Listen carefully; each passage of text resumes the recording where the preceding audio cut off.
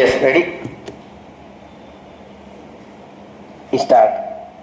किसी बीमारी में दवा जीवनदायिनी हो सकती है।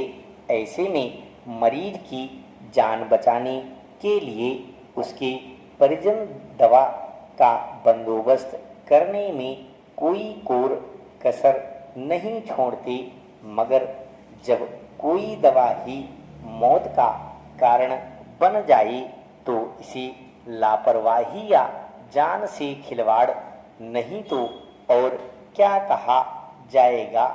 मध्य प्रदेश और राजस्थान में भी ऐसा ही हुआ है। यहाँ जहाँ खांसी की दवा से कई बच्चों की मौत के मामले सामने आए हैं, शासन प्रशासन की ओर से इस मामलों की गहन जांच कराने का आश्वासन दिया गया है। इसके अलावा एक चिकित्सक को गिरफ्तार और कुछ अन्य अधिकारियों को निलंबित किया गया है।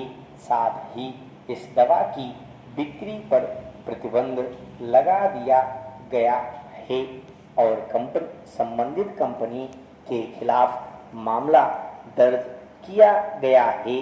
सवाल यह है कि ऐसी कार्रवाई के लिए अक्सर किसी बड़े हादसे का इंतजार क्यों किया जाता है।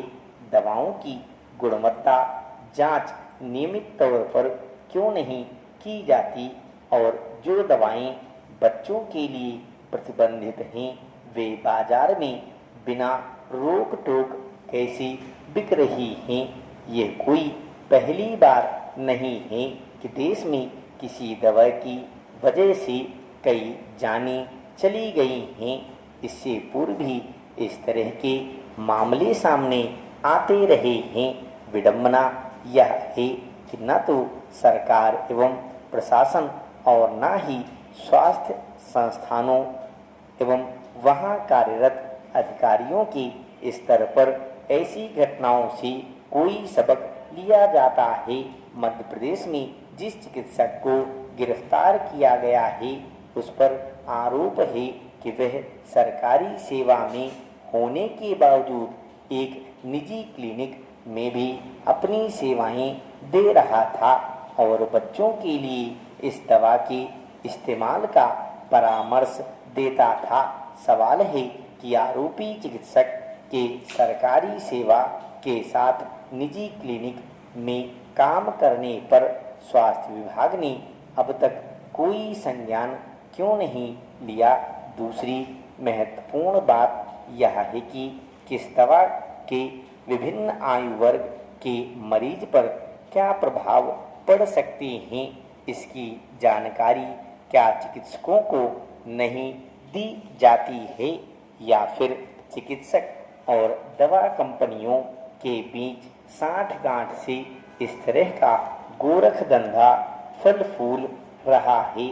सरकार को इस पर गंभीरता से विचार करना चाहिए।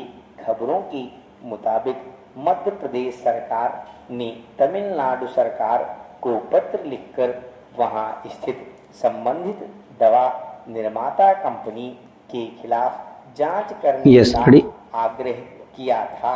इसके बाद Start. Honorable Chairman, Sir, the Sarkaria Commission report is a highly fruitful report.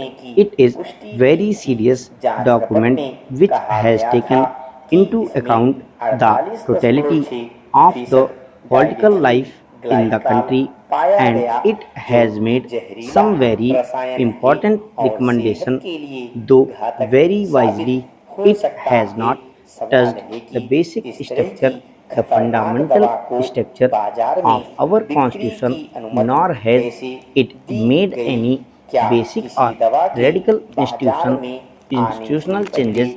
If we go through the report, we will find that the main thread which is running through the entire report is unity and integrity of the country. That is why the Sarkaria Commission has laid stress again and again on a strong center and at की the गुणवत्ता same को time, strong लेकर states, समय in समय fact, पर our जांच founding fathers होनी were चाहिए। very wise people